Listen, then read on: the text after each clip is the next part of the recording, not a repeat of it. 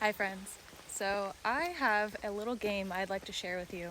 I know it can be really challenging to live a healthy lifestyle. So I've come up with a little game called The True Cost. And this is just a little game you can play in your head with yourself. You might find this useful to journal about it and write it down to actually get your thoughts on paper in the beginning. But the game goes as such. Every time you're about to make a choice, you think, what is the cost of me making this choice? And bonus points if you think of an alternative method. So here's an example. In the morning, I like to have a special beverage, and my vice of choice is coffee. So I ask myself, what is the cost of this coffee? And I don't mean the price. Like if you go and get it from a cafe, obviously it's like $5 to $7 or something ridiculous. I mean, what is the health cost? Now, I know there's tons of studies that show that having a little coffee every day is actually not that bad for your health, or it's fine, or whatever. But I know for me personally, when I have coffee, I do experience my nervous system is a bit jittery. I do sweat more, and I hope I don't get run over.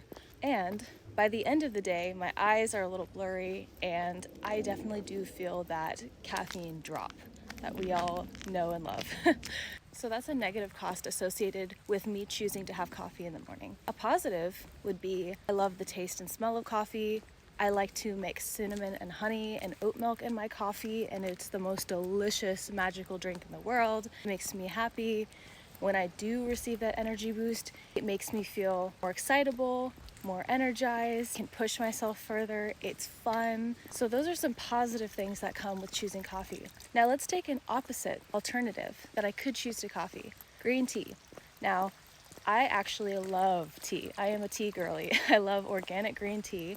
Jasmine is my favorite. So what is the cost of green tea versus a coffee? Green tea also gives me caffeine, but maybe not as much of a crazy boost of caffeine. It's more of a gradual incline of energy boosting feelings. I'm not talking about the actual science of caffeine in this video. I know that caffeine doesn't actually give you more energy, it's just an illusion, but that's not what we're talking about. The benefits of green tea, it is more soothing to my nervous system. I personally do like the taste. It is very soothing, it feels very healthy, very enriching. Some negative things with choosing green tea would be it doesn't give me as extreme of a kick that coffee does, and it is more soothing and gradual. It could be considered more boring. The flavor is more natural and less sweet and cinnamony like my coffee in the morning. So there is a trade-off. However, I just have to choose long term. The whole point of playing this true cost game is what is going to pay out better long term. And I know that if I chose to consistently have organic green tea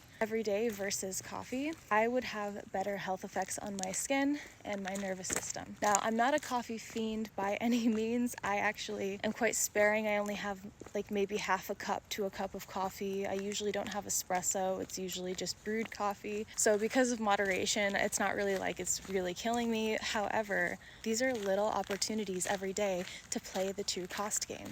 What does it cost if I do this versus this? And is it worth it? Is it worth the long-term payout?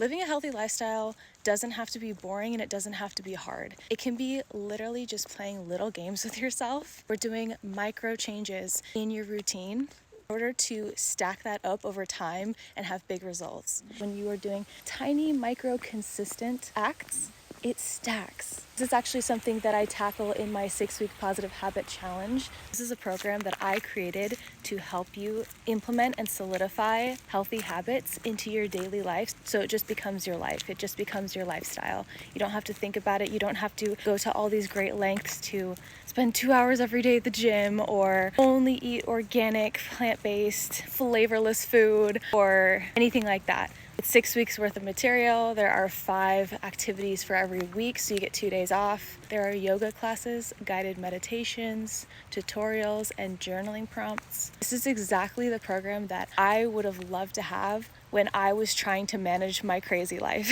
So if you're interested, click the link in my bio and go ahead and try out the true cost game. Let me know how it changes your life.